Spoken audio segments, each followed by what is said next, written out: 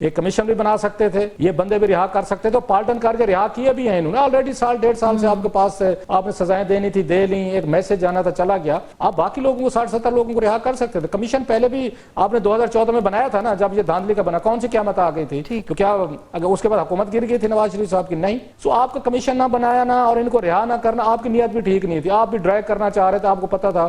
میرا یہ خیال ہے ذاتی طور پر, یہ میری رائے آج کی نہیں ہے, پہلے کی ہے. جس دن یہ ان کے مذاکرات کا اناؤنسمنٹ ہوا تھا کہ دونوں سائڈز مذاکرات کر رہے ہیں, مجھے لگتا ہے کہ دونوں سائڈز ہی پہلے دن سے اس میں سیریس نہیں تھیں. دونوں کی میں بات کر رہا ہوں. نہ ہماری حکومت سیریس تھی مذاکرات کو کامیاب کرنے میں, اور نہ میرا خیال ہے پی ٹی آئی سیریس تھی. اس کی میں 2-3 آپ کو وجوہات بتاتا ہوں. اگر حکومت سیریس ہو سی مذاکرات کرنے میں, تو میرا خیال ہے عمران خان صاحب نے اپنے 22 یا 24 نومبر کی جو ان کی شرائط تھیں 3 اور بڑی انکمپرومائزنگ تھیں, اس سے ہٹ کے انہوں نے بہت سارا اس میں فلیکسیبلٹی دکھائی تھی. جب انہوں نے کہا تھا کہ جناب کہ ہم, آپ کو یاد ہوگا اس وقت 3 شرائط تھیں. ایک یہ تھا کہ ہمارا یہ مینڈیٹ ہے وہ واپس کیا جائے, اس کے بعد ان کو 26ویں یہ ترمیم جو ہے اس کو ختم کیا جائے, تیسرا یہ تھا کہ جناب عمران خان صاحب کو یا یہ جو ان کے لوگ ہیں ان کو رہا کیا. جب تینوں مطلب ہے یہ بڑی سخت وہ شرائط تھیں جو حکومت کے لیے ماننا مشکل لگ رہا تھا. تو اب جب مذاکرات شروع ہوں تو خان صاحب نے وہ تینوں شرائط سائڈ پہ کر دیں, مطلب جو مشکل وہ تھیں. انہوں نے کہہ دیا کہ جناب کہ آپ ایک اس پہ کمیشن بنائیں, اس پہ جوڈیشل, اور ساتھ میں جو یہ قیدی ہیں وہ رہا کریں, جس میں عمران خان کا ذکر نہیں تھا, اوورآل قیدیوں کی بات کی گئی تھی.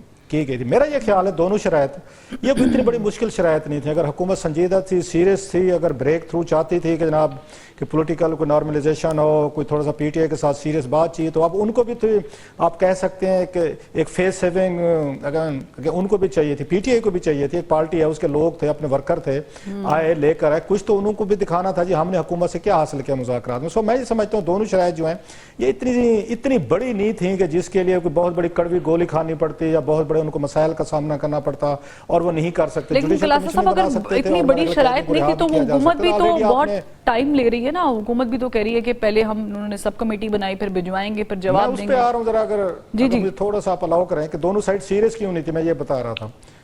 دوسری سائڈ پہ ہم نے دیکھا کہ یہ ان کے لیے اتنا مشکل نہیں تھا, لیکن انہوں نے اس پہ اپنے ان کی جو بھی وجوہات تھیں حکومت کی انہوں نے بتائیں. دوسری سائڈ پہ عمران خان صاحب جو ان کی پارٹی سیریس نہیں تھے. اگر خان صاحب سیریس ہوتا ہے ان مذاکرات میں تو کبھی بھی وہ ٹویٹ نہ کرتے جو انہوں نے 2-3 ٹویٹس کیے. مطلب ان دا مڈل آف مذاکرات جو ہیں, آپ یہ پرائم منسٹر پہ ہٹ کر رہے ہیں, آپ آرمی چیف پہ ہٹ کر رہے ہیں, اور بہت سخت آپ الفاظ یوز کر رہے ہیں. آپ کے لوگ ہیں جن کو آپ نے خود نامینیٹ کیا, 6 کے قریب ہیں, اچھے لوگ ہیں, دے آل آر نائس پیپل. آپ ان پہ ٹرسٹ کریں, ان کو بات چیت کرنے دیں. آپ جب وہ اگین اپنے لوگ بھیج کے مذاکرات کے لیے پیچھے سے آپ نے ڈنڈا اٹھا لیا اور بمبارڈمنٹ شروع کر دی, تو اٹ مینس کہ آپ نہیں چاہتے کہ مذاکرات جو ہیں کامیاب ہوں. سو لہٰذا یہ پہلے دن سے ختم ہو گئے تھے. ان کو بس ایک دونوں سائڈز کو تھوڑی سی وہ چاہیے تھی. لوگ یہ نہ کہیں آپ میں جتنے ہم بیٹھے ہوئے ہیں کہ لوگ تانے دیتے ہیں آپ سیاسی لوگ ہیں, بات چیت نہیں کرتے, ایسے نہیں کرتے, ویسے نہیں کرتے. حکومت کو بھی پتا تھا یہ مذاکرات جو ہیں اٹس اے ڈرامہ. خان صاحب کو بھی پتا تھا کہ یہ لوگ ان کے پاس کوئی پاور نہیں ہے, یہ مذاکرات کو مطلب کوئی ایک جو ہم ان سے چاہتے ہیں یہ ہمیں نہیں دے سکتے, اسٹیبلشمنٹ ہی دے سکتی ہے. سو میرے لیے کوئی حیرانی کی بات نہیں ہے جب آج یہ کہتے ہیں جی ہماری طرف سے مذاکرات ختم ہیں, تو میرے حساب سے تو یہ پہلے دن سے ختم تھے. لہٰذا it's not a surprise for me اگر آج یہ مذاکرات ختم ہو گئے ہیں. ایگزیکٹلی. اس پہ ایک چھوٹی سی مثال رؤف کلاسرا صاحب, وہ یہ ہے کہ آپ کو یاد ہوگا جو وہ رجیم چینج کا جو الزام لگاتے ہیں, اور عمران خان صاحب کی جو پاپولیرٹی ہے وہ واقعی افیکٹ ہو رہی تھی, مہنگائی اور بہت بے روزگاری سے لوگ تنگ تھے. لیکن جب پی ڈی ایم گورنمنٹ آئی تو پھر چیزیں ٹھیک نہیں ہوئی, تو سارا ملبہ ultimately P D M government پہ سارا نزلہ گر گیا.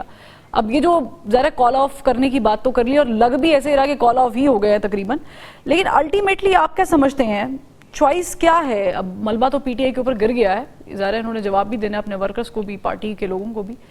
واپس آئیں گے, اسٹریٹ پاور آزمائیں گے, کیا کریں گے؟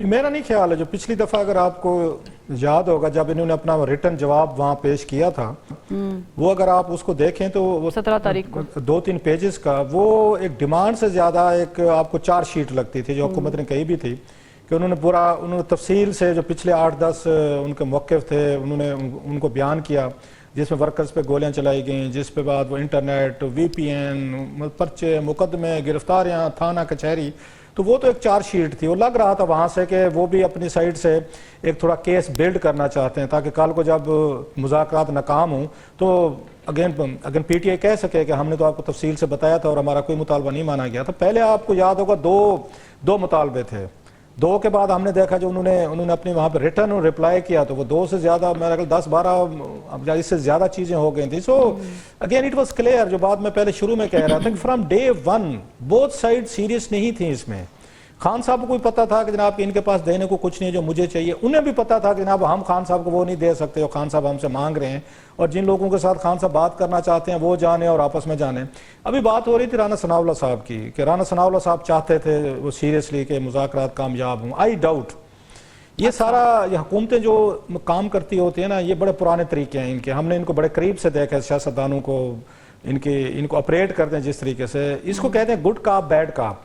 ایک اور بھی لائن استعمال کرتے ہیں، آپ سینئر اگر اجازت دیں تو استعمال کر لوں.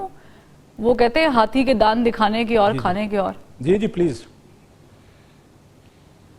بہرحال مطلب دیٹ اگین ایک اس کو اس طریقے سے بھی بتایا جا سکتا ہے جیسے آپ بتا رہے ہیں. سو یہ رانا ثناء اللہ صاحب سے زیادہ ہارٹ کون ہوگا پی ٹی آئی سے؟ ذرا اب ذہن میں رکھیں، وہ کب سے پی ٹی آئی کے اتنے ہمدرد بن گئے ہیں، ان کے دل میں کب سے اتنا درد جاگ گیا ہے کہ ان کو فکر پڑ گیا ہے کہ پی ٹی آئی کو ریلیف دینا ہے، پی ٹی آئی کو ہم نے مین سٹریم میں لے کر آنا ہے، ان کو ذرا کنسیشن دینی ہے.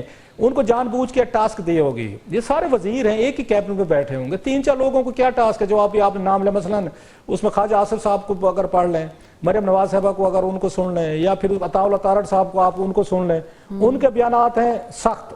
دے آر دا بیڈ کاپس کہ انہوں نے ایک وہ دباؤ رکھنا ہے کہ دیکھیں جی کہ حکومت کے لوگ نہیں مان رہے، یار یہ فراڈی ہیں، ان پہ اعتبار نہ کرنا، یہ تھوڑا سا آپ کو فراڈ کر جائیں گے، دھوکہ دے جائیں گے. اب یہ خواجہ صاحب کہہ رہے ہیں. اچھا باقی عطاء اللہ تارڑ صاحب اور اگر مریم صاحبہ بھی وہ سخت بیان دے رہے ہیں. اب وہ پوزیشن اسٹرینتھن کر رہی ہیں اپنے لوگوں کی جو مذاکرات کر رہے ہیں. اچھا رانا ثناء اللہ صاحب کہتے ہیں نہیں بھائی ہمیں بات کرنی چاہیے، یہ بڑے اچھے لوگ ہیں، ڈیسنٹ لوگ ہیں، ان سے اٹھتے ہیں بیٹھتے ہیں چائے پانی پیتے ہیں. یہ سارا میں ہی سمجھتا ہوں. ان کو بڑے قریب سے دیکھیں تمام لوگوں کو. ہم نے آج کی بات میں 22 سال سے پالیٹکس یہاں پہ اسلام آباد میں کور کر رہا ہوں. حکومتیں دیکھیے، منسٹر دیکھیے، پوزیشن دیکھیے، ان کو بڑا مطلب پارلیمنٹ دیکھیے. سو یہ سارے کا سارا رانا صاحب کو بھی پتا تھا. لیکن بات وہی ہے کہ حکومت یہ تصور بھی نہیں دینا چاہ رہی تھی کہ ہم بالکل ان کی کوئی بات نہیں مانیں گے، نہیں سنیں گے، بلکہ الٹا یہ کہتے ہوں گے دیکھیں جی ہمارے پہ دباؤ ہے، ہمارے وزیروں کا، ہمارے کیبنٹ کے وزیر آپ لوگوں پہ ٹرسٹ نہیں کرتے، لیکن پھر بھی ہم مذاکرات کر رہے ہیں. اچھا یہاں بھی ہو رہا تھا تو گڈ کا بیڈ کا وہاں بھی ہو رہا تھا، یہ نہیں کہ وہ نہیں کر رہے تھے.